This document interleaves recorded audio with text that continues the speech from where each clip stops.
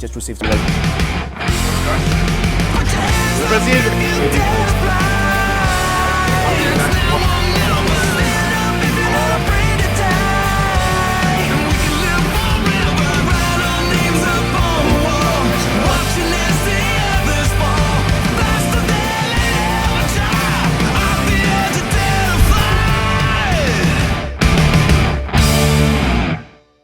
Fun flyweight division, but what I want to talk about today is I know that Makai was a big story, but we've got a crazy couple of months coming with Brave Combat Federation. You're talking about month, 28 days. 28 days. I mean, yeah, A month. a month, and you have 4 title fights happening in a month's time, and that's something that you always want to see, the title fights, and you know this is where the real stories come in, right? I mean that's title fight stories, and I'm gonna jump straight into it. Kubanic is back to defend his title at the lightweight division. The boogeyman against Raul. Tell me a little bit about. I mean, you've seen Kubanic fight. You've been. You know, that experience of watching him fight is a special experience, you know? Yeah. Do you know what? I'm excited for this one. Really excited. I mean, Kubanic, we've spoken about him a million times before. We've seen him a million times before. We know. And, you know, actually, we don't know what we're in for because he surprised us last time. He's always been the boogeyman. You know, we've seen him in trouble with Kamal Magomedov, where any lesser man would have gone out with that rear naked choke. We've seen him maul people. We've never really seen his striking to a high level. In comes Lucas Martins, and all of a sudden, Kubanic has got world-class striking. In comes Lucas Martins. Lucas Martins. You know what I mean? Yeah. It's Lucas Martins. Yeah. I mean, that's the striking, the knockout, the Muay Thai, the kickboxing background. And Kubanic outstrikes him. Like, we don't know what we're in for because he just keeps getting better and better. Yeah. So, I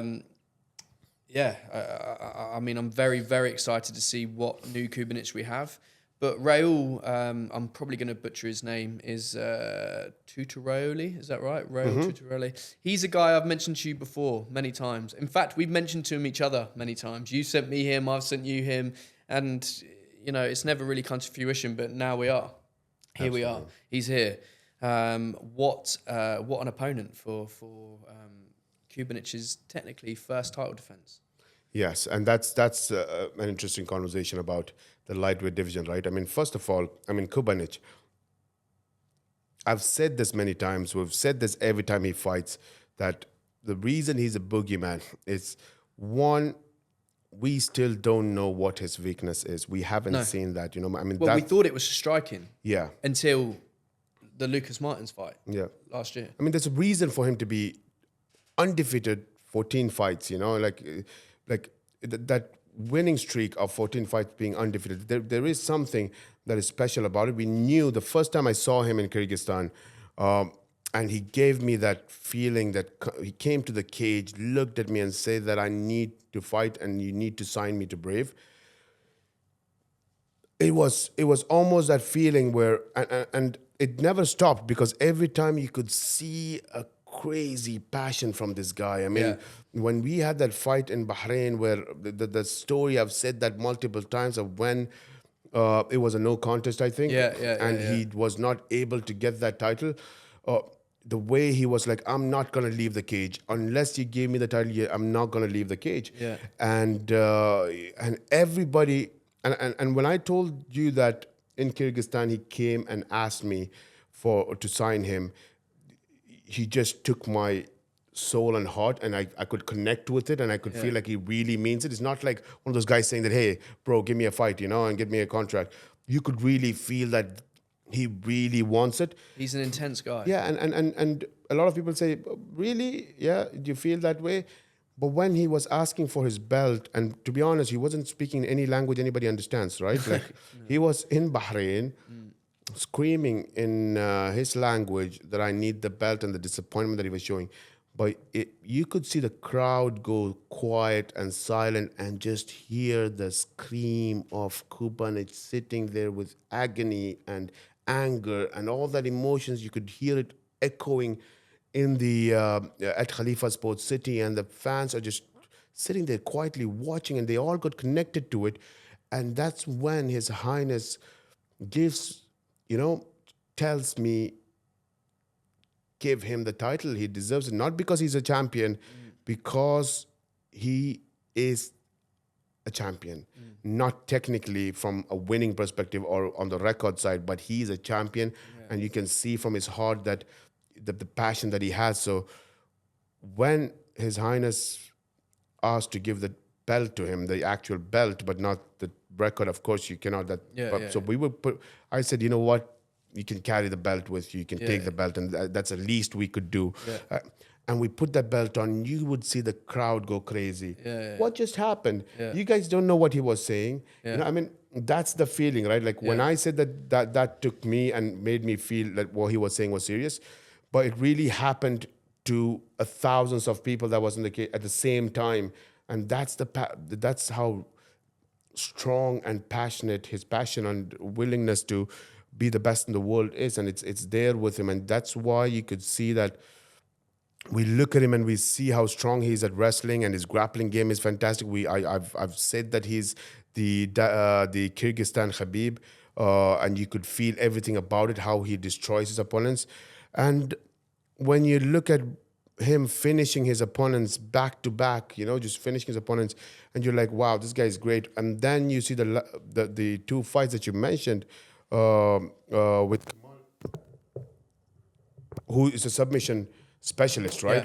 His grappling skills are fantastic, and you said that he caught him into RNC choke. But that's when you know that, listen, when you fight one of the best grapplers and you deal with them, and you're a tough grappler, and you put him in a position where he's struggling, the opponent is struggling, and then he puts you in the worst position you can be, and you survive that. He just proved in that fight how tough he is. And then you're talking about Olzas. That's an interesting one, because that was the fight. That was the fight before. But before that, so you're looking at Olzas, who's known for his heart. We always talk about Olzas and his heart, and how he makes people break down. And you're looking at, and after Kubanic's fight, he's won 5 times after that. Olzas, he is one of the top fighters out there. And a very tough one. So when you look at Olzas and you're looking at a grappling specialist, and these two guys, Camille and Olzas, are two guys that he went and never broke down. On the contrary, he put on a fight that made them feel like, wow, we've got no choice. That shows the mentality and the heart of Kubanic. And then he goes and knocks out Lucas Martins, right? And tell me, what's his weakness? I can't find one. I don't have one. I really don't.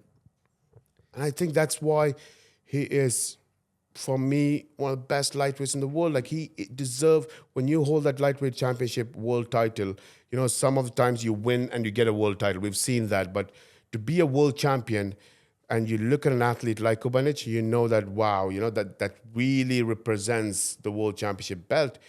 And coming back to that lightweight world championship belt of Brave, if someone can do something that is against the history of Brave's lightweight title, we know that there's a curse in the lightweight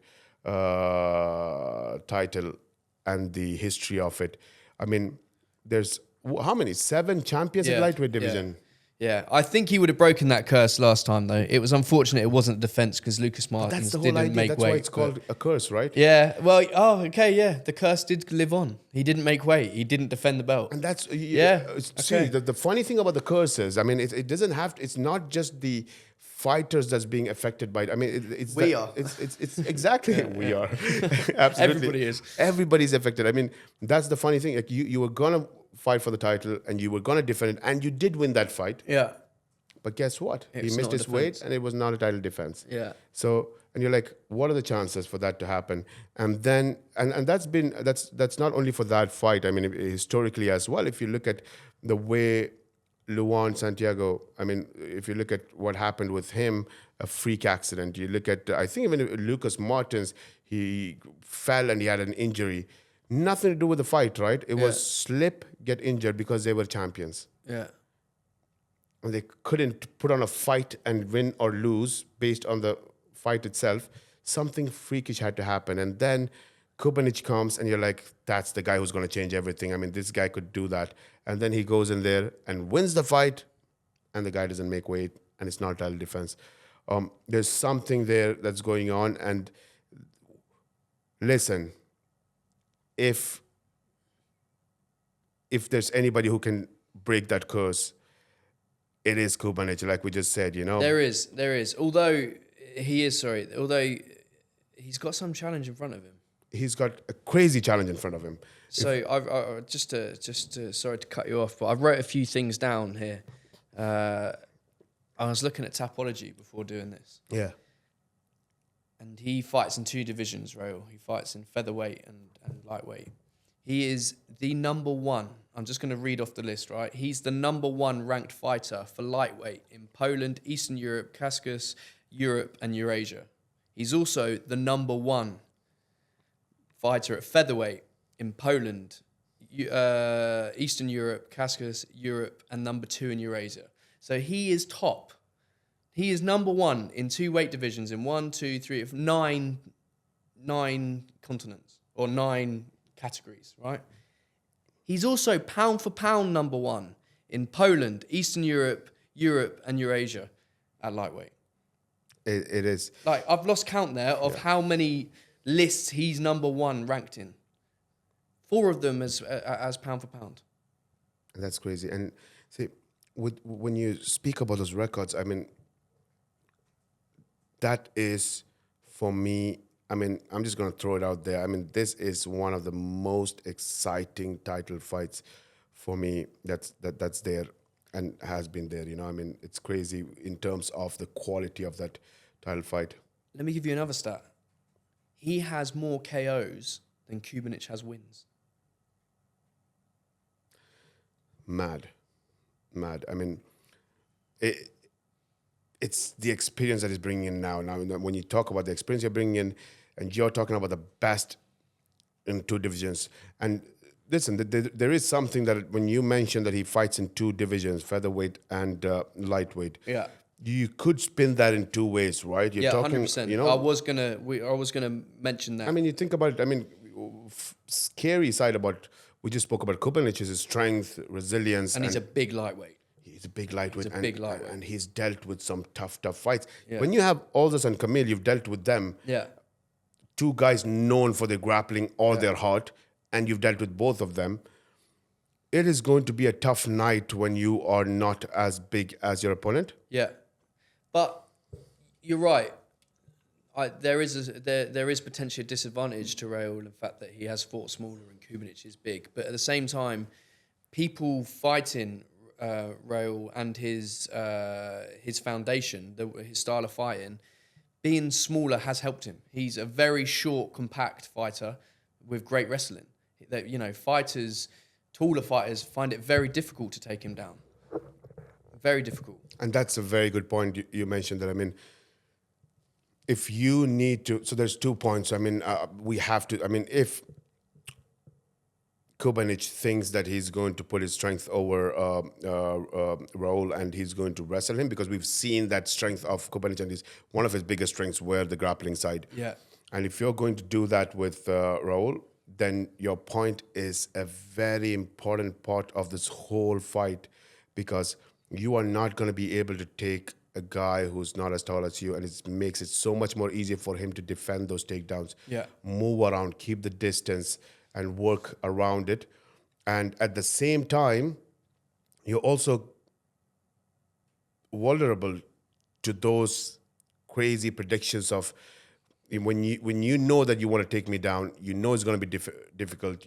If you make that mistake of overcommitting to that takedown, shooting from a distance, shooting a little bit low, or trying to go for a single leg with a little bit more leaning forward, you've got those knockouts waiting for you. Yeah. And I think when someone like Raul, who's done that, and when you say the reason for all those records that's there to be the number one in multiple regions and countries, he's fought against guys of this caliber in terms of, I'm talking about everybody's fought has been taller than him. If he's fought in lightweight division, if he's competed at organizations like ACAs and M1s and RCCs, a lot of organizations around the world. So he's been around. He's fought in some big organizations and many organizations. So he's used to fighting guys who are bigger and taller, and he must have learned what it is that is his advantage fighting them. Yeah.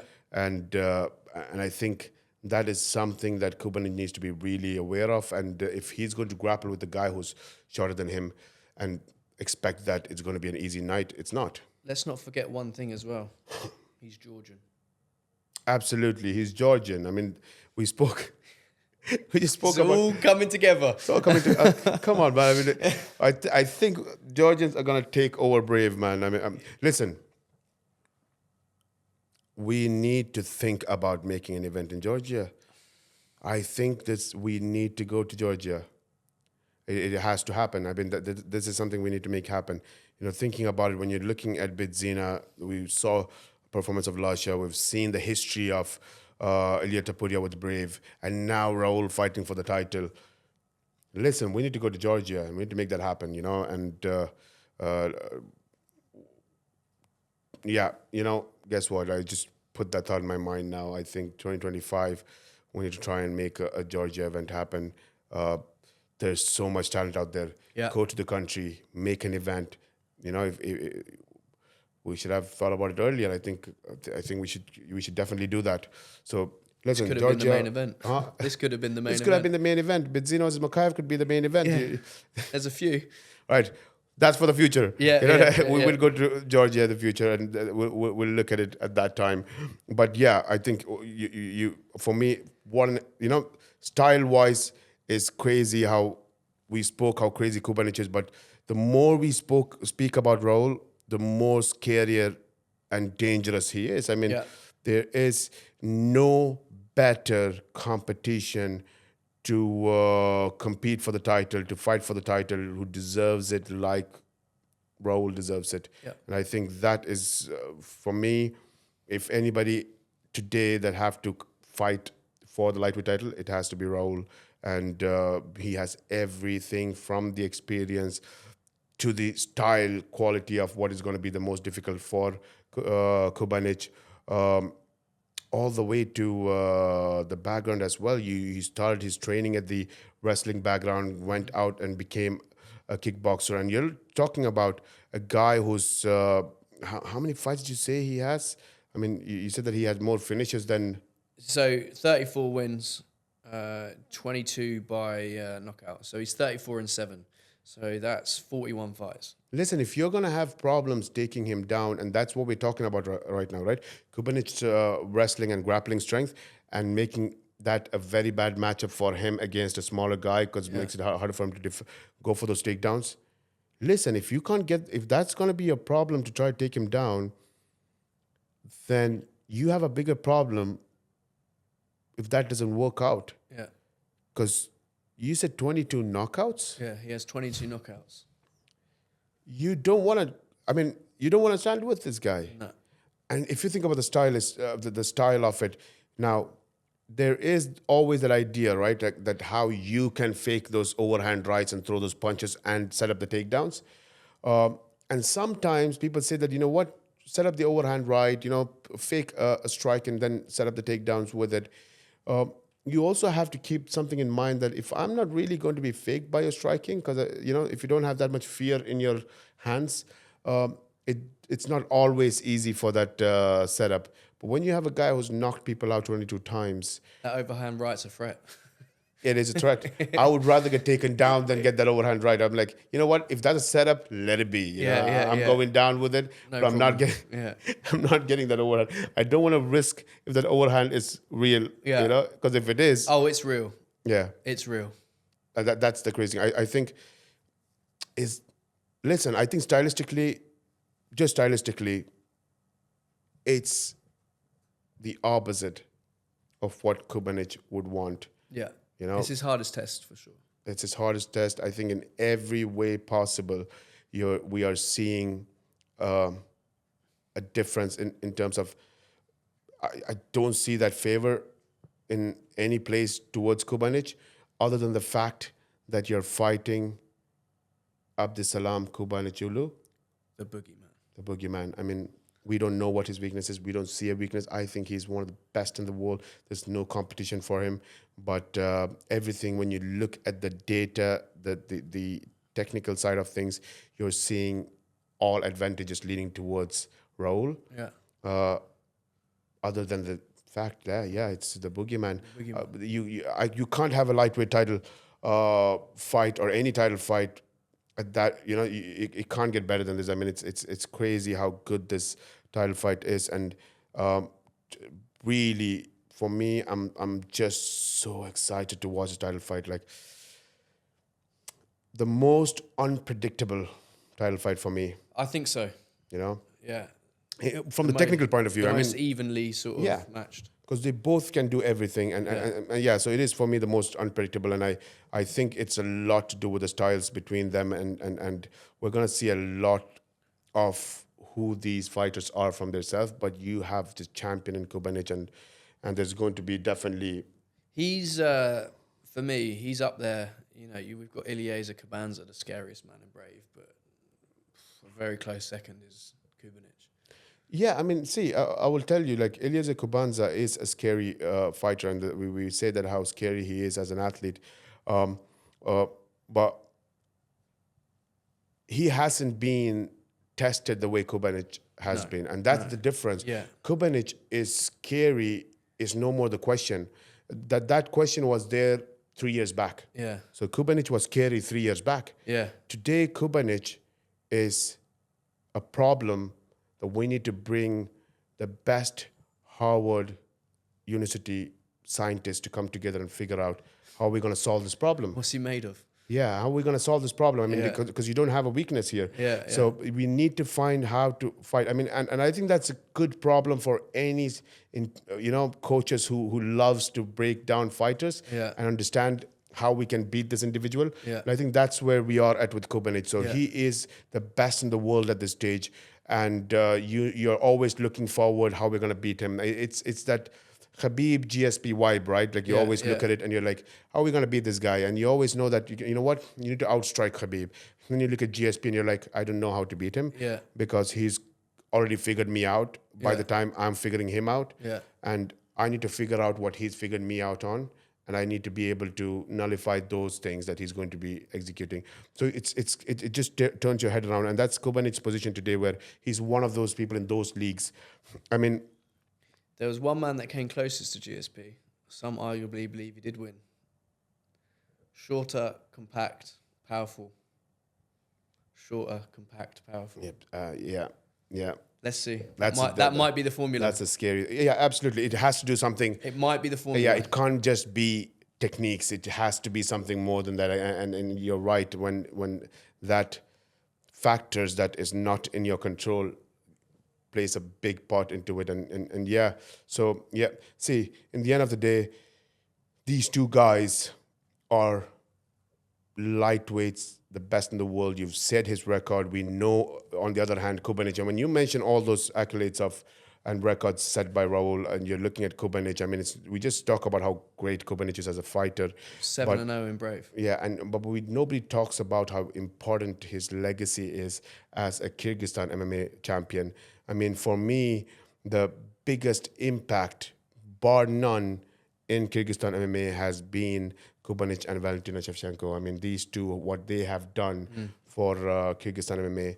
I mean, you could see that not only that these two are the best athletes or MMA fighters from Kyrgyzstan today, but what they have put out there for their country and as a pathway for athletes, it's just beautiful to see that. And we've seen that. We had the first-hand effect of seeing when we saw the effect of celebration by the Kyrgyz MMA fans when we took Brave to Kyrgyzstan, when we had Kubanic fight internationally.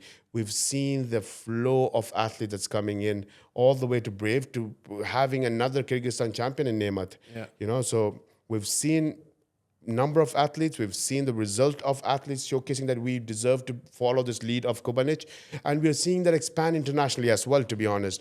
But we haven't seen that until the time Kubanic has actually entered the field at a global level, you know. And when he started showing his quality at the global level, I think a lot of people started finding that path to know that, you know, we could follow this path of Kubanic and make that difference. And I've seen that in Valentina Shevchenko, what she's done, what Kubanic has done. These two are the faces of combat sports and maybe in all of sports in Kyrgyzstan.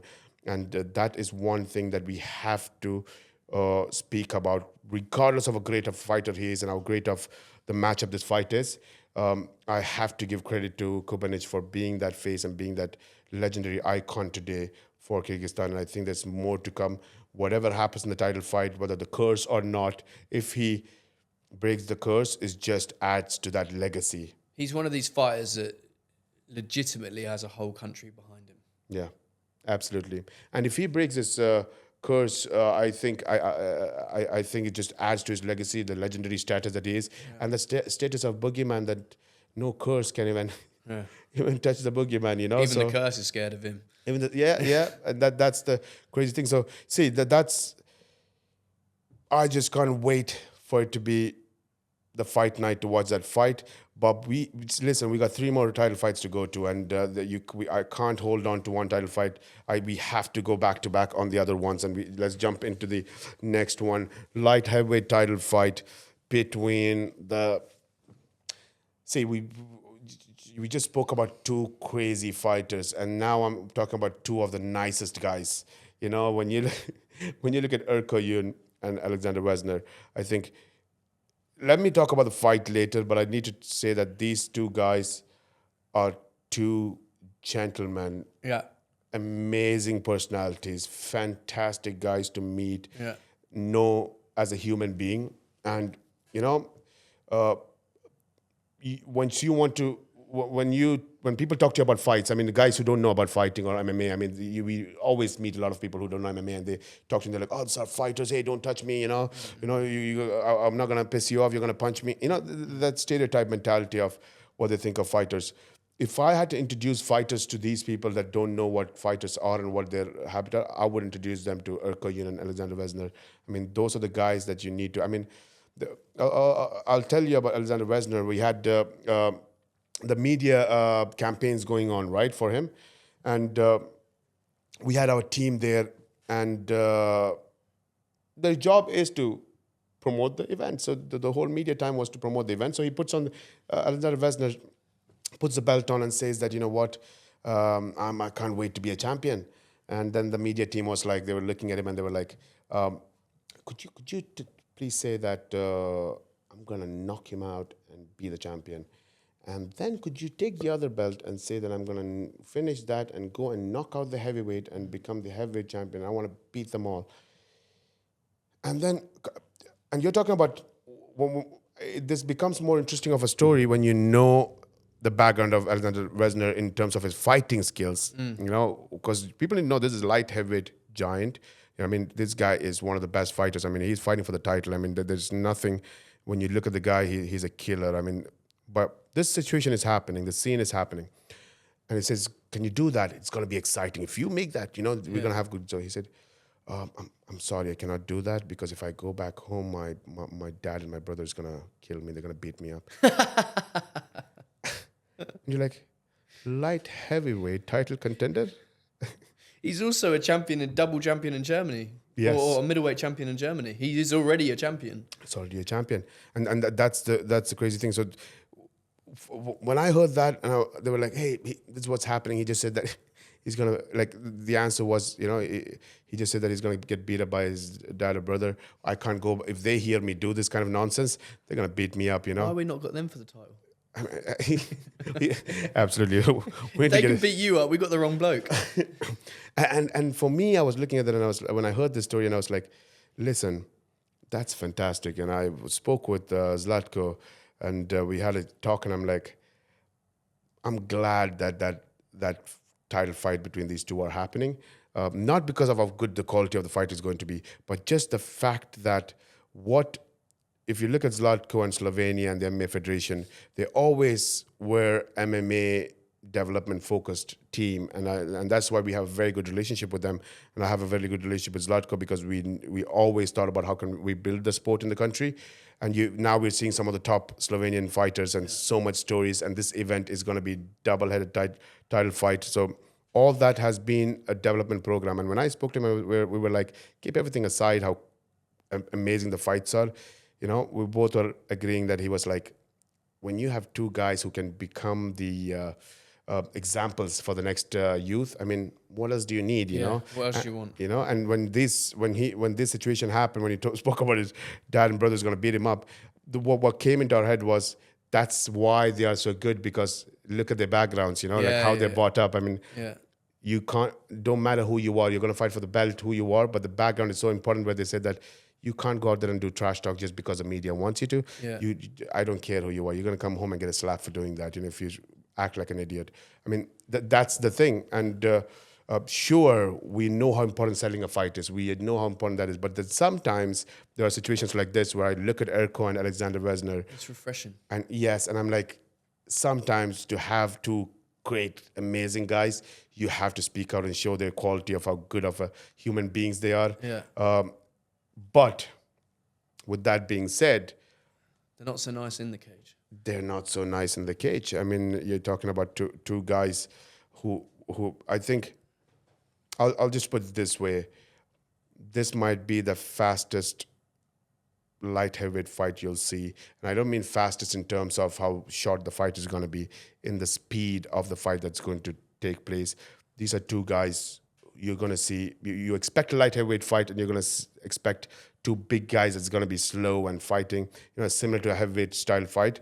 But I think these are going to be two top athletes and athletic fight that we're going to see, where it is going to be a pace in light heavyweight fights that we've not seen for a long time. Yeah, it's an interesting matchup. They're quite similar as well, in the sense that it's going to be a battle of the leg kicks. I think they both have that sort of style. But it's interesting. You've got Alexander Wesner, who's typically a middleweight, moving up to light heavyweight, straight into a title fight. You've got Erko Yun, who I personally think is a natural middleweight. I think he's quite small for light heavyweight, but at the same time has fought at heavyweight, and got knockouts at heavyweight. So he's a monster. But I personally believe he should be fighting a middleweight. So to see these two guys at light heavyweight, I think you're right. I think it is going to be, I think you're going to be blown away about how quick they are and how technical they are for that weight class. Yeah, and I think that's the advantage for these guys. You mentioned that Erko is a natural middleweight, as you feel, and I think that is going to be something we have to see in this fight, because if he's a natural middleweight, then we're going to see, because when you look at Alexander Wesner, I think there is one thing that that from his study, he's looking at a light heavyweight fighter where he feels like he's a smaller fighter. He's fought in the middleweight division, and he feels like he's going to be quicker than Erko because of his experience in the middleweight division, and he feels like Erko is a light heavyweight. So I think that is going to be something that we can test, because and from the fights that we've seen of Erko at light heavyweight, we've seen him always the quicker fighter. Yeah. He's always the fastest. He's got that explosiveness, a lot of explosiveness in him, and that's the result of his wins all by finishes, and there's a reason for that. And I think the fights he's fought in the past have, particularly for Brave, have lent more towards his style. He's a counter fighter, and I think the fighters he fought didn't have the technical prowess he does, so did rush forward. They did come towards him. I think he's fighting a more technical fighter now in Alex. It's going to be aware, okay, he's a counter fighter. I'm not going to give him what he wants. I'm not going to rush in. I'm going to stay the distance. I'm going to pepper you with leg kicks. I'm going to look for the takedown. So I think it's going to be an interesting test. I think that Wesner his fight IQ is a lot higher than his previous opponents. And I don't think I don't think it will be a first round counter knockout that we typically see. Yeah. And in saying that, if he does get the opportunity, Erko will put your lights out. Yeah. Oh, absolutely. And could you check what's the knockouts of Alexander Wesner?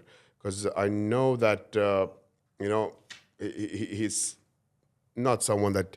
6 KOs. He's got 8 out of his 10 wins are by finish, 6 with KOs, 2 submissions. So, if you think... So you have Erko that's finished all of his fights, and then you have someone who's have 8 out of his 10 wins by finishes.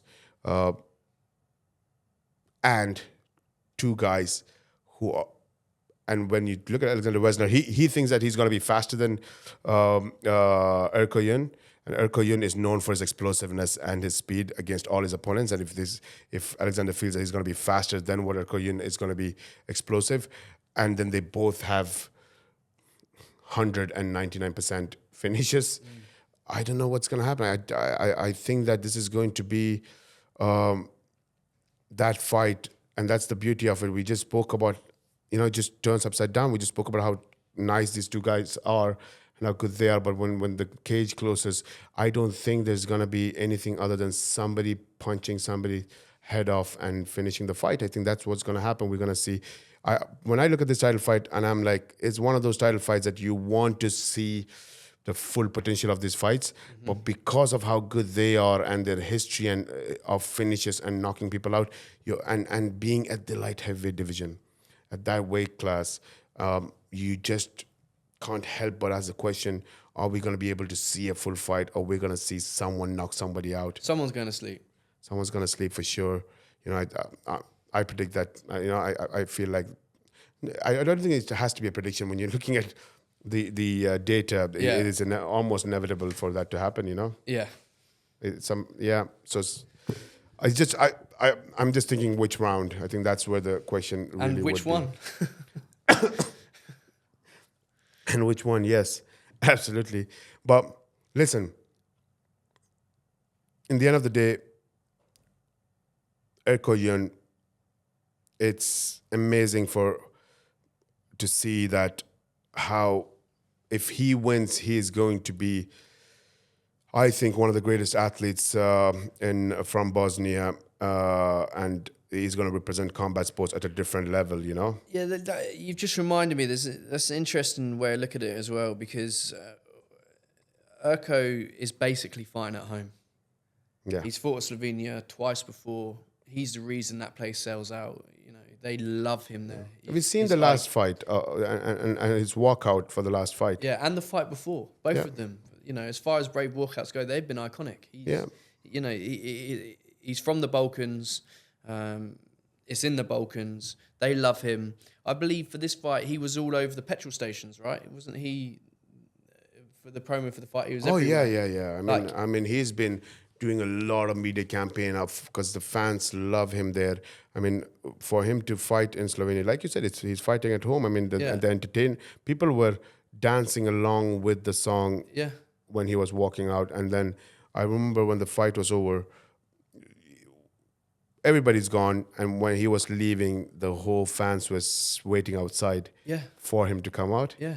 So it's not in Bosnia, so he hasn't got an opportunity to win the belt in Bosnia, but it's as close as it's going to get. Yeah. So to take that moment away from him, Wesner's got he's got his work cut out. Forget the fact of how good of a matchup it is. That mentality for Erko, I think, is going to be tough to beat. Yeah, definitely. That opportunity that he has is going to be hard to take it away from him. And it's Erkoyun. I mean, we see this beautiful human being and all the smiles and everything. He is an entertainer. He's out there. People love him. But at the same time, you can't forget that this is not someone who is not used to toughness. You can't forget the story of like for me, when I look at Erkoyun, it always the respect that comes out for what he's become today. Yeah. Whether he's been competing in multiple sports, being a bodybuilder, an influencer, a rapper, a movie star, and done so many things in his life.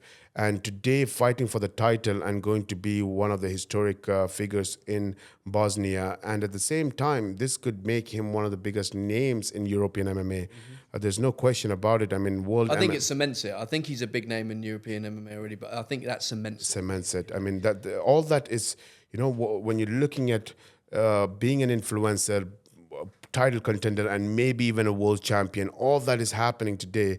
And you go back and you look at that and we're not giving enough credit to where he is today. From where did he come? Yeah. And being a refugee from a war-torn Bosnia, and to move and be a refugee in Germany and live in Belgium, and all the way from there to go through that life and have parents separate and everything else and look for opportunities in different places.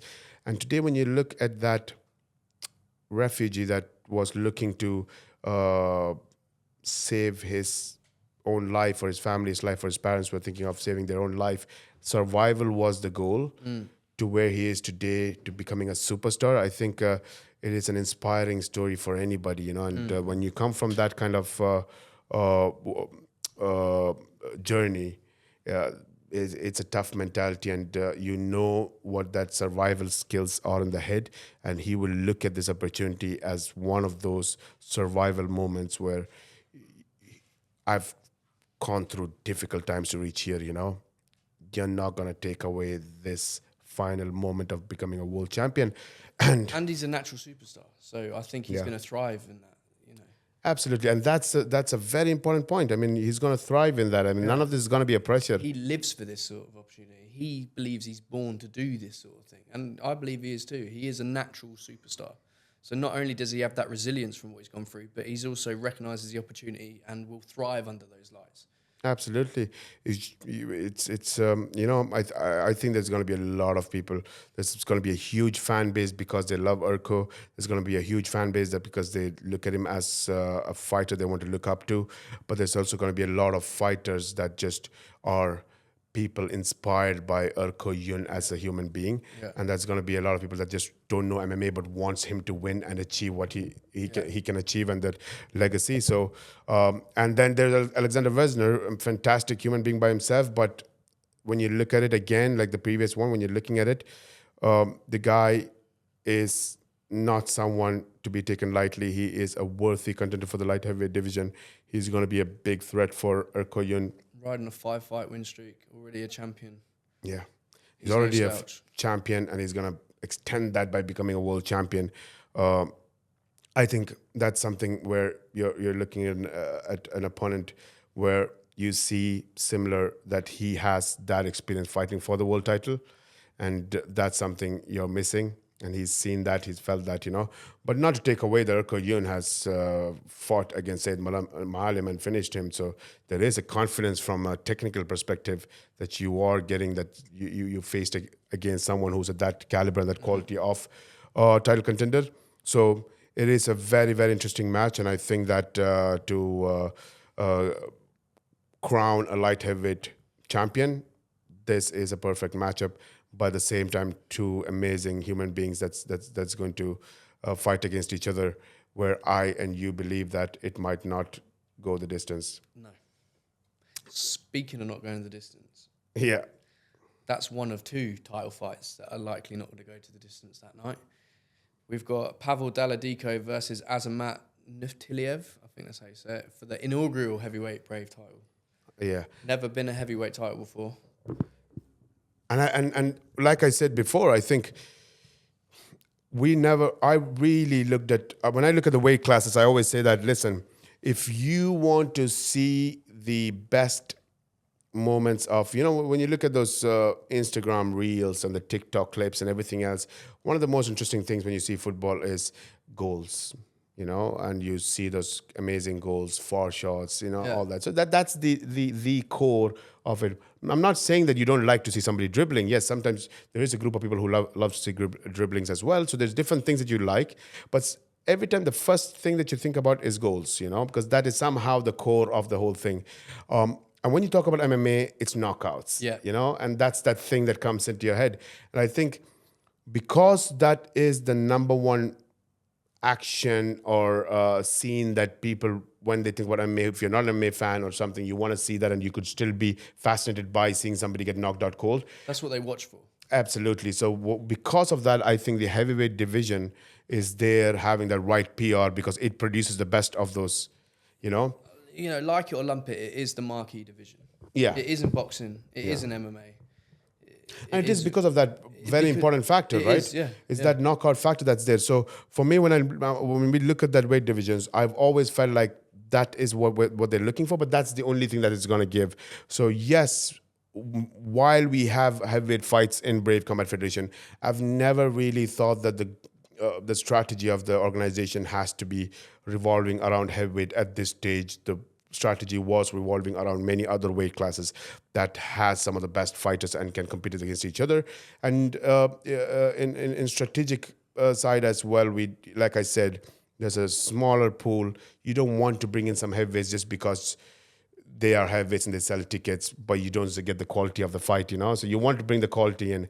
But we decided, to be honest, I mean, between us, we decided that if we are going to make a heavyweight division, and this is, you got to be honest, when you have to be honest, you know, when we saw Powell, we made that clear decision, and that's being, and I'm speaking out this here because that needs to be, it's not something that I'm going to hide, that we decided to make it a heavyweight division around Powell.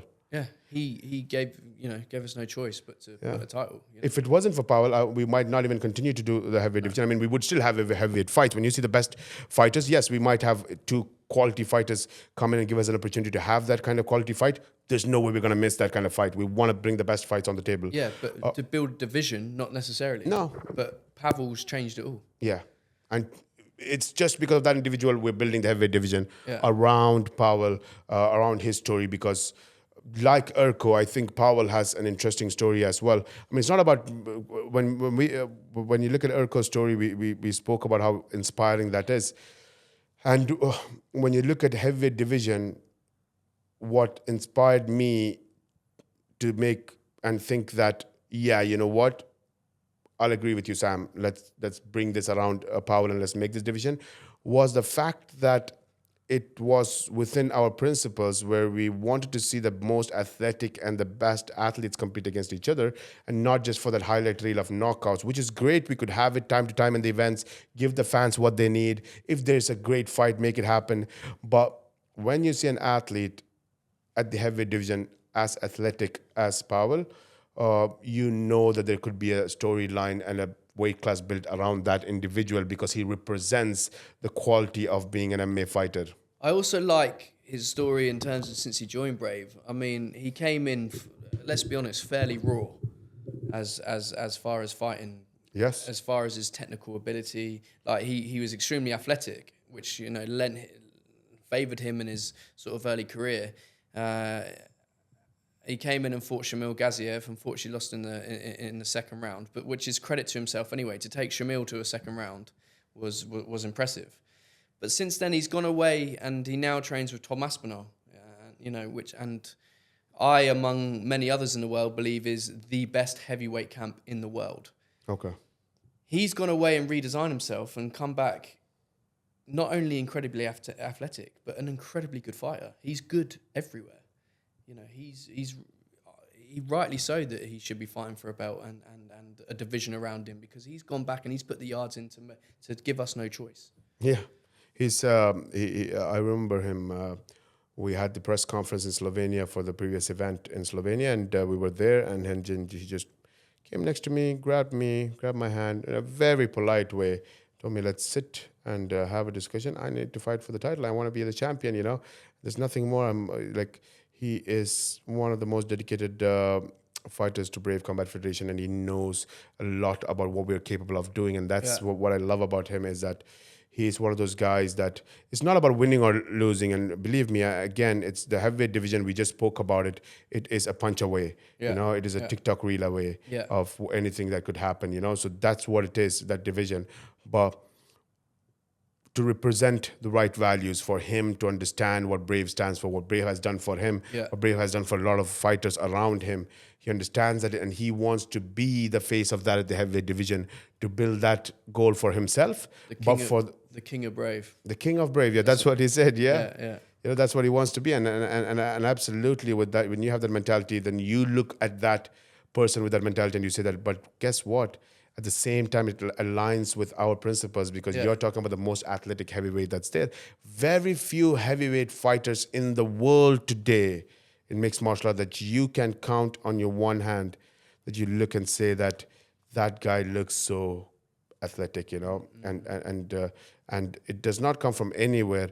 You're actually looking at a guy who is genuinely having a background of being one of the most athletic human beings. I mean, this is a guy who's done multiple sports. He started with basketball, Yeah. to be honest, so he's played basketball and at a good level, I mean, a lot of people say that he was one of the best in the region event, and definitely he didn't think that it was suitable for him to make that decision to go to pro at that age, which was still 16, 17. But in MMA, it makes more sense at that age. But in most of the sports, as we know, 16, 17, sometimes it's not, it's a little too late.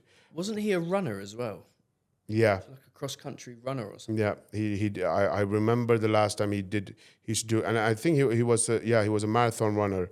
So he did marathon, he did basketball, he did bodybuilding, and competed at bodybuilding level for some times.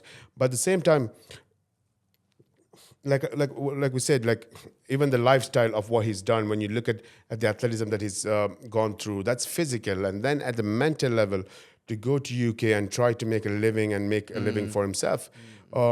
It's not been an easy ride for him. I mean, in a way, when you're talking about Powell, and if people who don't know Powell, you have to actually go search Google and look at him and take a picture of him. This guy is a specimen. I mean, once you see him, was it you who went to him and said that you look out of shape or something?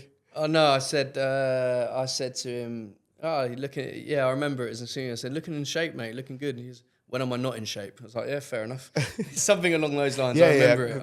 Because he look. So this guy is one of those guys, right? When you see him, he is massive. He's tall, athletic. I mean, he's not that big guy who looks like, he's a monster or something. But he's the most athletic. He's a specimen. He's a specimen. Yeah, I think that's the right way to put it. And when you think about him.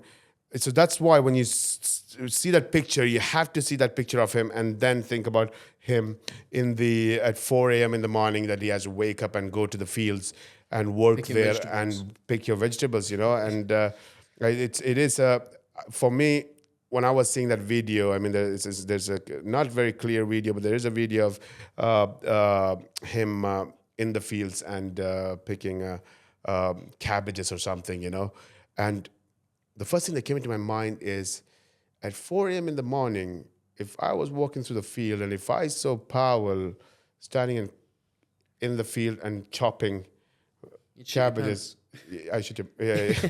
That's gonna be the most scariest thing to see, But just to go back to that, to the lifestyle that he's been living, I mean, he's done many things to try and be where he is. He's got the resilience again. Yeah, worked hard to be where he is. So I think he totally deserves, and he, although he's forced us to getting the title fight, but he totally deserves it. Yeah. And if we have to build a weight division around someone, I'm glad that it is Powell that we're doing that around. So, and again, this is Brave Combat Federation. The best fighters fight against the best fighters. There's nothing else. There's, we have so much of stories that we talk about, but it is the best fighting against the best. And when you have him inaugurate the first ever heavyweight world championship title fight, you're fighting against the 15-1 Azamat. He started when he was 22. He started MMA when he was 22. He's had 17 fights since then. How old is he now? 30, something like that? But it's only starting at 22. He's at 17 in that short space of time. Yeah.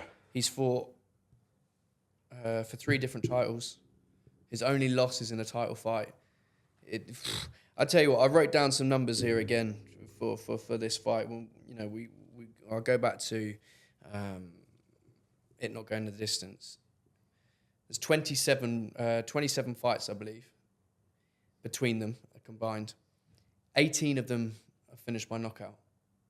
And in 27 fights, they've only been the distance twice. Not mad. Only 2 decisions in 27 fights between the 2 of them. Oh, yeah, and we were talking about the other fight not going to the distance. Yeah, that's what transitioned me into this one, saying there's another one that's not going to go to the distance. Okay, It's only been to the distance twice in 27 meetings. Pavel's never been the distance. Pavel's been out the first round twice in his career. That's crazy. Listen, I think it's some crazy numbers, like the numbers you would want a heavyweight title to be. Yeah. And when you're inaugurating the first ever title fight in the heavyweight division. Uh, by saying that, one of the factors that I'm looking at from the technical perspective is what's going to be a big factor is Powell's inexperience having a title fight or fighting for the title. Meanwhile, you're looking at Azamat, and he's fought at least 3 title fights in his career. Yeah. And I think that's going to be a big factor to fight for the title and go for a 5-round fight. I know we're looking at 5-round is you're thinking too far for sure, you know. I'm not even thinking that. Typically, I would sit here and agree with what you're saying because in theory you're right, but I think Pavel's at an advantage here because he trains and has been through title camps with Tom Aspinall, who's the heavyweight world champion. Yes, absolutely. He's surrounded by it every day. You know, he that's his. You know, they share the same coach. They share the same training partners. They share the mats with each other every day. He's been through the training camps as a body for Aspinall when, you know, fighting for titles. So typically I would agree, but I don't know. I think Pavel's very very smart and very dedicated to MMA, and he'll understand the gravity of what he's being involved in, you know. Some guys will just be bodies to help. I mean, yeah, you train around champions. I mean, that's a lot that goes in for your confidence level. But is it the same as fighting? Maybe not. But there's not many people that have what Pavel's got, if you know what I mean, in that environment. So it's a unique environment. So this circumstance, without that environment, I'd agree 100%. But I feel like that environment particularly helps Pavel. I think it gives him, it closes that disadvantage a bit more.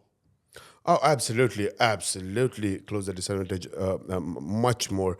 I mean, if I was going for a title fight, I would want to be training with a world champion. Yeah. And I would want to be in a camp. And then how many camps do you know because when you mentioned it the way that you mentioned it, it just got me thinking that you used the word the best heavyweight camp in the world, and I'm like, how many heavyweight camps do exist? Like how many? Yeah, I said it that way for a reason. You know, it's like there's one, and it just so happens the figurehead of that is the world champion. It's the world champion. I mean, if you want to prepare for a heavyweight fight, there's one place to be. Yeah.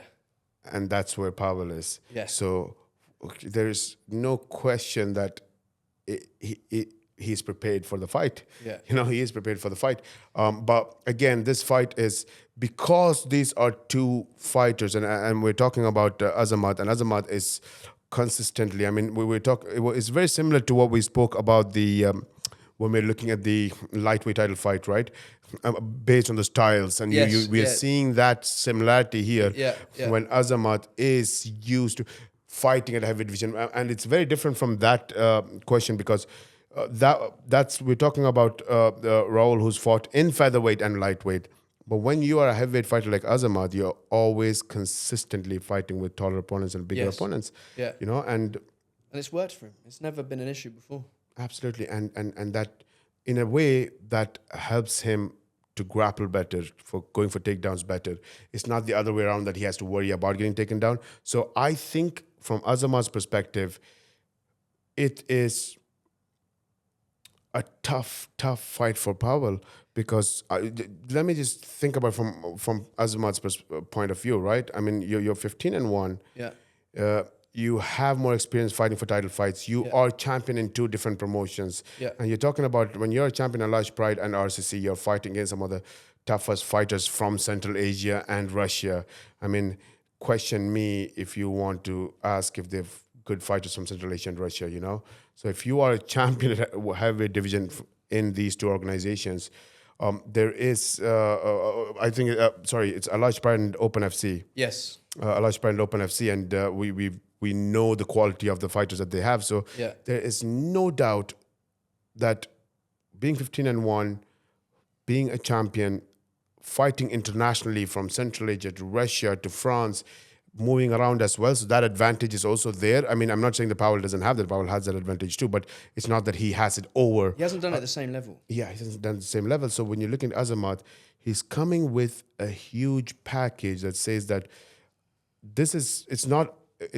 I think Powell is the underdog here, with Azamat having everything to show that he's a better quality fighter. And then you're looking at it and saying that you're a grappler, you have fantastic grappling skills as Azamat, and you're fighting against a guy who's taller. You're used to doing that. It makes it easier for you to get a guy down. And I see all of that in favor of Azamat.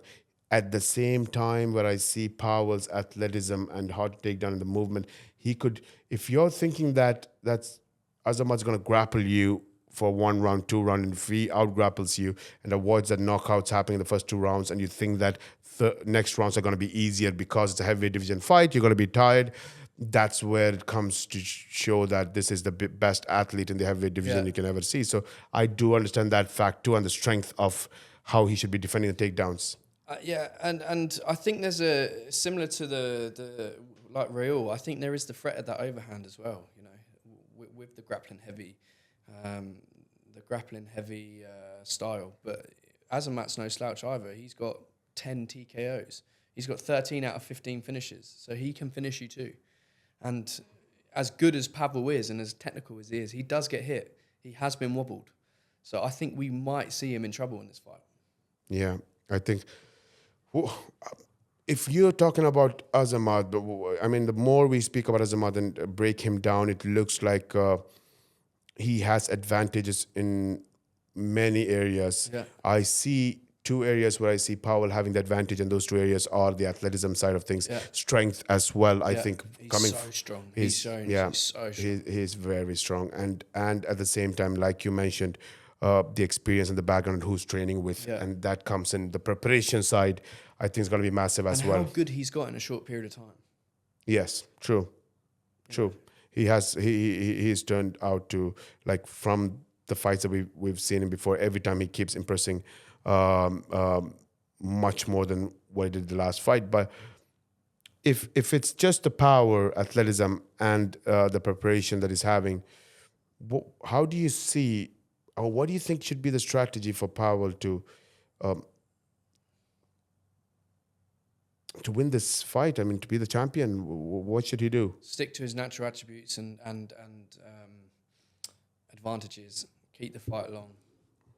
Keep it at your distance where you have the advantage. Yeah. Use those knees when he comes in for a takedown. And I think, that's how I think. Keep it at a distance and use your natural abilities. He's so good with his knees. He's so good with his elbows. And if he can keep Azamat off him, which is going to be a task, I think he gets the job done. Yeah. It is going to be a tough fight to call. I mean, in the light heavyweight and heavyweight division, as we know, as we discussed. I do think if Azamat does get a hold of him, we've never seen Pavel's grappling before. I do think he's going to surprise everyone with his grappling. I think the kid can grapple. That'd be an interesting one to watch. I think he can. We haven't seen it. We don't know. But again, I go back to that camp. As we all forget that Aspinall is a grappler. True. By trade. He's a black belt in jiu-jitsu before anything else. It just so happens that he's got the best striking in the world now as well, but he is a grappler. So they are grappling in that camp. Right. You might not see it because of all the knockouts, but he is going to show a high level of grappling if he needs to. And if you can put that technical aspect into someone at the heavyweight division who has a lungs to run marathon and has the athleticism to be as agile and keep moving and be active on the floor, I think that is going to be a very tough heavyweight to grapple with. Yeah. You know, I think a lot of those techniques, you don't have to be at a black belt level, but if you can train with the quality. If you're around them, though. If you're around them, yeah. Imagine you get those skills that is needed to compete at that level. Yeah. Plus, you have the lungs that can deal with the grappling and keep yourself agile and move and have the athleticism. I think that adds to a lot of the techniques that you might be missing in experience-wise. But then, you're, like you said, training with some of the best in the world at heavyweight division, it is going to be an interesting one. I think I see the needle moving in favor of Azamat in a lot of things from the papers that we're looking at. But On there's paper, he looks the favourite.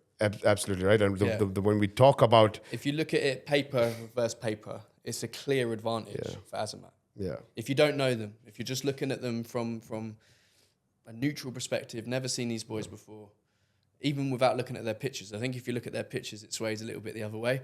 But if you're just looking at the records and on paper, the stats, Azamat's the favourite. yeah. But with the things that you mentioned now, with a lot of the information, we do understand why he is of the quality he is and why he is there fighting against, fighting for the inaugural title. It all makes sense, except case study. He hasn't shown any of those in terms of that grappling quality or fighting for power. Yeah. But when you're talking about all the information, there's a lot of that. But that's where, like, why the paper leans towards that, because he has been, what we're talking about, his advantage is there and Powell is not there, and this is the time to show. You just remind me of, as you're talking there, it's quite interesting for me to see Azamat fighting for the title. I mean, it's reminding me of something else as well. It's quite funny. I remember after Pavel's second fight in Brave, we were getting on the bus. We were in Slovenia. We were getting on the bus, and I said, "I've got a matchup for you. I've got a matchup I want to see." And he's like, "Who's that?" And I said, "Azamat." So this is a few years ago. I've always sort of visioned it because we first met Azamat in Uzbekistan. He's an interesting character. We were doing media day, and he was sort of floating around anyway, being the character that he is. And he wasn't fighting on the card. I didn't even know who he was. But this big bloke comes in, takes off all his clothes, puts on the Brave fight kit, and stands and has a media day with the belt. I'm like, who the fuck is this guy? You know what I mean? No way. He did a media day and said, "I'm going to fight for Brave." He said, "Let me fight on this card." I was like, "Brother, I can't. It's done." He goes, "I'll fight for free. Let me fight on this card this weekend." I'm like, if only it worked like that. I love the energy. If only it worked like that. And now here he is. Wow. So when we were doing all the posters and stuff for this fight, we didn't have to contact them for pictures because it's like, we've got media day pictures of him. He did them when he wasn't even fighting because he just walked in and said, "Let me take pictures with the belt." That's crazy. Mad. And now here he is. And it's the matchup I said to Pavel I could see happening years ago. Oh, that's crazy. I think and Powell is one of those guys who definitely kept it in his head. Probably. He must have remembered that for... Sorry, Azamat, if I gave an advantage. It was just... I'm not sorry. You're fighting for a title. It's happening. Absolutely. You know what I mean? For a title. It's. I think everybody wins here. Yeah. It's inaugural title. Azamat wins. Power wins. I mean, there's so much going on with this heavyweight division. The fans win in this one. The fans win in this one. Absolutely. And while we're talking about Tom Aspinall and the team and the background of it, I think the next title fight, we're looking at a very similar style in terms of Louis Cardo, super welterweight division, and you're looking at Louis Cardo from CM System, another camp that has bought some top fighters. You know, I mean, you're looking at some big Brazilian names that is historic, right? Like Luan Santiago. He's from there. Yeah, but historically, if you're looking at it, And Anderson yeah. I mean, the legends of the sports. Yeah. Right? I mean, you do sometimes legacy is that, you know, that passes on where you are part of some, you know, the team or the people that's around that has been there from the beginning of MMA. Yeah. I mean, how are you going to buy that experience? You know, I mean, like, it's crazy. I mean, you've seen the evolution from day one. So you've been figuring out problems of dealing with the evolution of MMA since day one, you know? So you've been trying to get athletes who are good at jiu-jitsu and striking, the old basics, all the way to today, you know? So you've been figuring out people at that time successfully. Yeah. And when you are around those people, I think you have no choice but to be a complete fighter. And I think that's what, in this title fight, you have to say that without a doubt, Louis Cardo is the underdog by a mile. No question about it. It is one of those fights that... What's interesting about that is I feel like we almost say that every time he fights. For sure. For Brave, I always feel like he has been the underdog, and he's got 3 fights now in Brave and 3 finishes. And it always seems to be the story that he's the underdog. Yeah. And I think that's a lot to do with...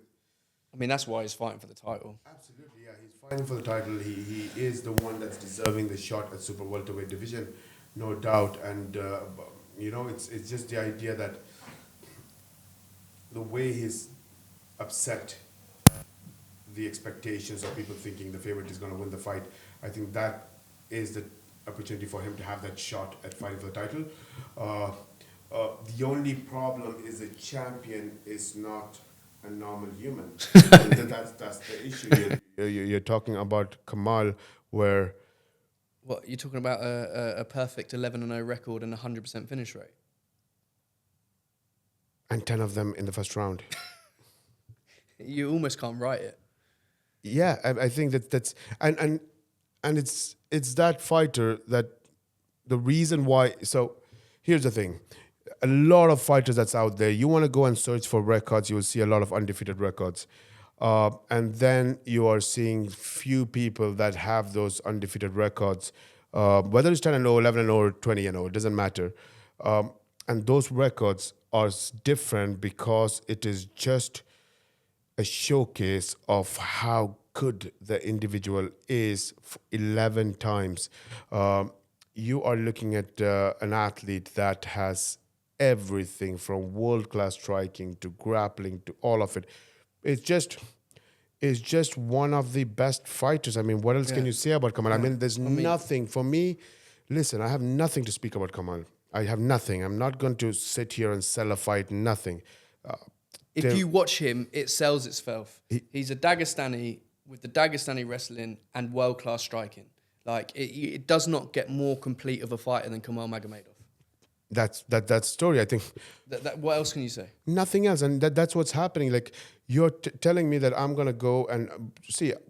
We've been finding out people trying to take him to the second round. That's an achievement, and I would give a bonus for someone going into the second round with him, because you need to spend 5 minutes with Kamal where you're looking at it and you're like, you know what, I'm gonna grapple him, or I'm gonna strike him, I'm gonna set up take down defense, and you're looking at it and saying that this guy is fantastic at striking. You're going to strike with him and he's going to be out-striking anyone that's in front of him, like world-class. And then you're looking at world-class grappling, and he's going to choke you out, submit you in every different way that you can think of, So, and you're going in and you're like, then why make this fight? Like, don't make him fight anybody. Like, you're just going to beat up everyone. I'm like, yeah, but that's what I'm telling you, that you could take him to the second round. That's a win too. I mean, that's where we are with Kamal, Yeah. I mean, that's why in this, I said that Louis Cardo, he's been upset going, every fight, there's been an upset. He's always been that underdog. But when you're looking at this title fight, Louis Cardo, and I know it doesn't sound right, but Louis Cardo has to bring in something special. He cannot be an inch out of the game. He cannot have his head out of the game. He cannot be having a tough weight cut. He cannot be messing up with his diet. He should have done everything perfect every single day until Tenerife. He should be pitch perfect preparation with the best people around. And that is the only way. If he decides that he wants to eat a chocolate cake, if he thinks that I can wait an extra pound and take it to the next day, if he makes an inch of a mistake, that's going to cost him. He's got to be pitch perfect. And on the day of the event, bring in something special that his coach or his team didn't see in the gym as well. You've got to be that special and bring it there to beat Kamal in that fight. That's why I like this fight. That's why I like it, because you're bang on. You are bang on. But Kado's got this va-va-voom that he finds a way. Yeah. You're 100% right. There's something about Kado. I don't know what it is. He's just got this va-va-voom. He can find a way. He always seems to. You're right, and I think, I don't know if when we used to play arm wrestling in school. Yeah. Sometimes we just playing arm wrestling and we're both trying to push each other's arms. Sometimes you gotta it's easy to pull your hand back and let go of the speed, and you just pull your hand back and take Yeah. the momentum out, and then you go back in, right? Yeah, yeah. So you play that game sometimes to let it go.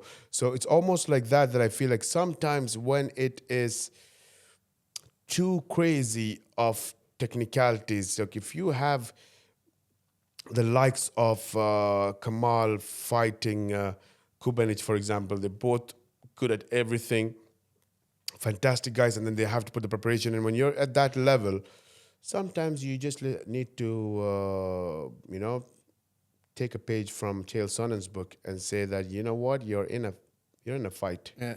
So chin down, forward, hands up, and walk And in. have a dig. Walk in, and you're gonna go into the fight.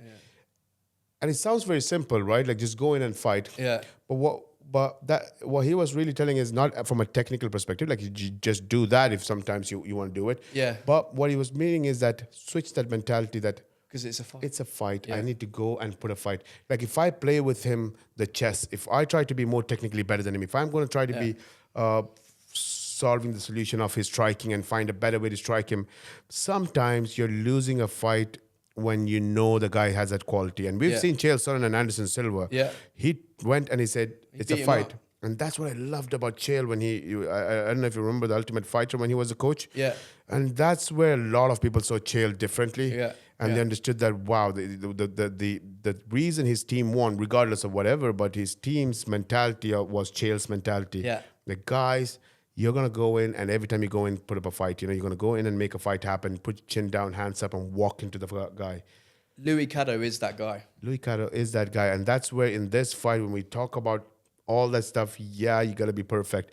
But also maybe you got to be a Nate Diaz. You got to be going out there and show zero respect and put him into a fight where he realized that, wow, where did this go? You know, from a professional world, it has gone to where Louis Caro has lived a life that came from there where he looks at fights and can make a fight. Because you look at his story, he was part of those crazy stories of being a football fan hooligans. And he come from that background. Yeah. And I remember when he was the last fight, when the stories were there, and I remember reading an article about, and the headline said something like how MMA saved my life, for Louis Caro. So I remember at that time looking into it, and it did mention about the lifestyle that took him into a lot of fights in football with rival gangs, rival teams, and their hooligans, and a lot of abuse of substance and drugs and everything else. Yeah. And that was, when he looks at it back from now, it was definitely one where that was downhill. And from there, although I think he was Team Curitiba that he was supporting. In fact, I could be wrong about this, but I then think you're right. and at that time they were, it was almost like the derby, Manchester derby or things like that with Curitiba and another rival club, and someone from the rival club actually invited him to come and do Muay Thai. Oh, wow. And that changed his life. Yeah. So he was fighting with the rival clubs and the world that was going to take him to the next level. But then the rival club, someone from the rival club actually asked him to join the gym and train Muay Thai. And then from there, it was a different world. But what I mean is, he's coming from the streets of Curitiba. Yeah. I mean, he's seen violence every single day. He's been part of that circle of seeing violence. And he's seen, and you're talking about, this is Brazil, this is Brazil, and you're going to see in the streets of Brazil, and you're living this life. And if anyone who doesn't know how big football is in Brazil, I mean, you just need to go and Google about it, And how tough Brazilians are in general. Absolutely. As far as football fans go. And the craziness within because you sit in this part of the world, in Europe and the other part of the world, and you don't really see on television football leagues in Brazil. Yeah. But people have no idea how competitive the football league is and how crazy the fans are about it there for their league, and that when you are part of that gang fights between the hooligans of the teams, it's not a good place to be. It is a blessing that he's alive, and got out of that. When you come out of that and you see Louis Caro and he is part of mixed martial art. You're telling me that he's gonna fear something. I think no, you don't have that in your heart. You know, He's that guy. He's the guy that you were describing. That Chael Sonnen mentality, that underdog mentality. I don't care. He's that guy. he's gonna make this fight a fight. Yes. It's gonna be a fight in the street, and that's what's gonna make it. He's gonna go out there, and he's gonna, when the cage closes, he's gonna get that switch, that mentality, and say that listen, you're thinking to win and the title. I'm gonna make this a street fight, and I'm gonna beat you and try to hurt you and try to make you bleed, and you can do all the technical things you want. You might be the perfect fighter, Yeah. but I'm a fighter. You know, like that Yeah, and perfect athlete kind of versus the fighter. yeah, and it and those kind of fights could go either ways, you know. And Yeah, they could. They could. It could be complete technical domination, exactly. which is we can all see that happening. But we can also see the turning it into a fight and winning a fight. You know? Exactly. It's interesting. It's an A lot interesting to do matchup. with the mind as well. I think Yeah. it depends on what they do before the fight, during the media day. Yeah. I think there should be there's going to be a lot of mental warfare going on there, and it is going to be tough to have that mental warfare because you're talking about a Brazilian and from an opponent from Russia. So you're looking at Russia and Brazil. So there's not much of communication that they could have. No, and I think the mind games are going to come more from Kado. I think that by nature, the Dagestanis are respectful. Anyway. But absolutely. And he's got the confidence in his ability. So I think, if anything, the mind games will come from the Brazilian. Absolutely. There's two things. One is that Ricardo has to play the mind game because you're going there and making it a fight. If you make it into a competition, then it is about a lot of techniques and setting it up. But when you make it into a fight, the reason it becomes a fight is I bring the emotions of a street fight in you, who shouldn't be bringing that emotions here. You knew I was going to fight. You knew you prepared for it for 3 months. It's a world championship fight. You've done this. You're one of the best. But what you didn't experience throughout your past fantastic career is you never got into a fight and felt like it's not a competition. Yeah. You didn't feel like, why do I feel angry and emotional and disgusted and feel like I have to prove something, and all that emotions that I shouldn't feel in a competition coming because I thought it was a competition. And you just brought those feelings in, and that's what it becomes a street, because once you're in the street, you feel like there's something at line here, your life, your wallet, your something, you know.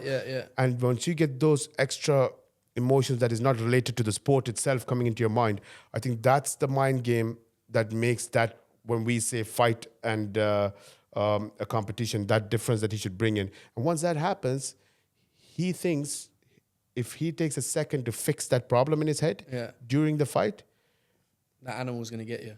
Yeah, and it's going to go somewhere. So he needs to get into his head, and I don't know if it's how he's going to do that because of the language barriers or because of. But at the same time, you also know that he could do it in the fight, though.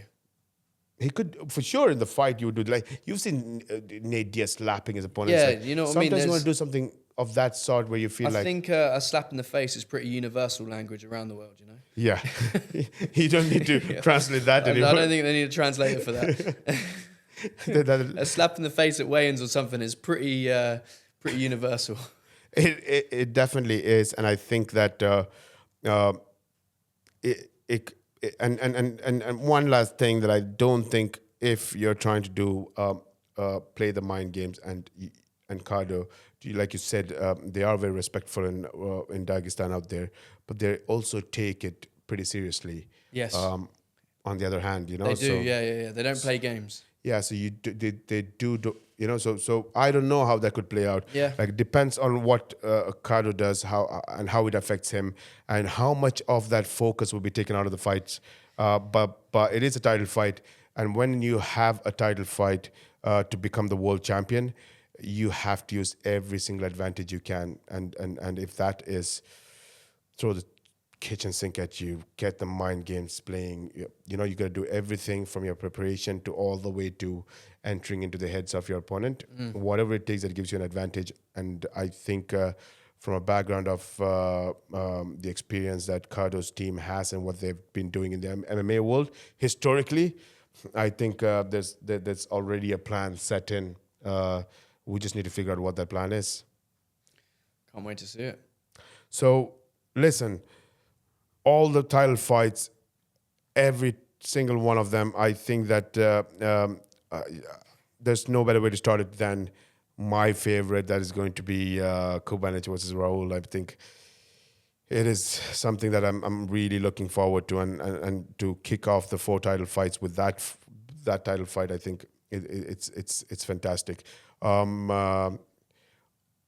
Sitting cage side and watching Urko and Pavel, 2 of the guys who are not from Slovenia but would be act almost like fighting at home. Yeah. You know, it's crazy how that is, and what they've built there in Slovenia and the fan base itself. And it also speaks a lot about Slovenian MMA fans. How much they care about good fights and people and the characters and what the country is about. I think it's beautiful when you look at it and you have.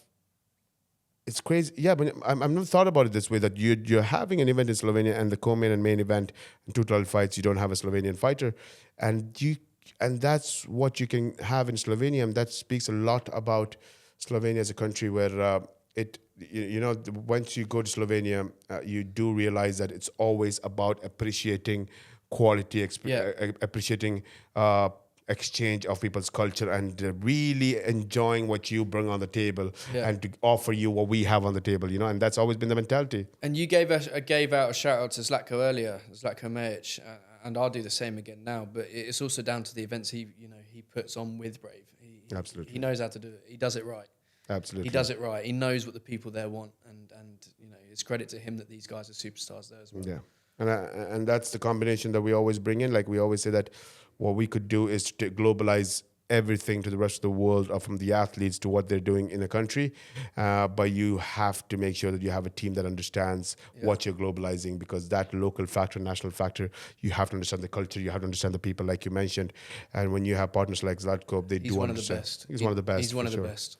For no doubt about it. So, to be there and be cage side and watch Urko and Pavel having Slovenian fans cheer for them, and on the cusp of making history as a Bosnian fighter, and Pavel or Azamat as a first inaugural heavyweight title fight, I think it's going to be a fantastic night right there. And like we said, from all those record-breaking history, amazing characters, and crazy fights like the first title fight, what a way to finish it with a raw fight that's going to be pure talent against a street fighter mentality, and that's going to be a fight title fight. So all 4 of them are in its own way different. I just feel like the light heavyweight and heavyweight division, as people would expect,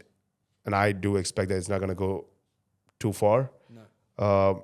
But we never know. I mean, these are very athletic heavyweights fighting, so they could be something that we could see differently. But listen, it is exciting. Always fun to have that chat with you and discuss these fights with you. Likewise. I think we should come back again and talk more about the flyweight division, because that stuff is happening on one side, and there's something gonna cook up in the future. I'd like to hear what Mokaev has to say as well. I think we should do it with Mokaev. Oh yeah, absolutely. I'd like to see what he has to say about it. Yeah. I know we heard from him just before he joined Brave, but I want to see, now he has joined Brave, he's back home. I want to hear what he has to say about it. Yeah. Who he wants. Yeah. I don't know if you heard Shorty's, one of the interviews that we did with him, that he was almost doing your job at that time, and telling exactly what needs to be done at bantamweight division, like who should fight who, what makes sense, what not makes sense, and that comes from the intelligence of the business as well. And I think Mokaev is very similar in that sense, where he sees the bigger macro picture and sees what's going on and knows that. So I think that would be a good discussion on the flyweight division to have with Mokaev as well, and see what he thinks. So listen, it's like I said, we for Brave, from now, this is the month of the 8th anniversary for Brave. So it couldn't have started better other than with 4 title fights. We have a crazy rest of the year in front of us. A lot of things going on, a lot of things happening, a lot of upcoming news is pending to be announced, and it's going to be fun. And let's catch up next time. Thanks for having me. Pleasure.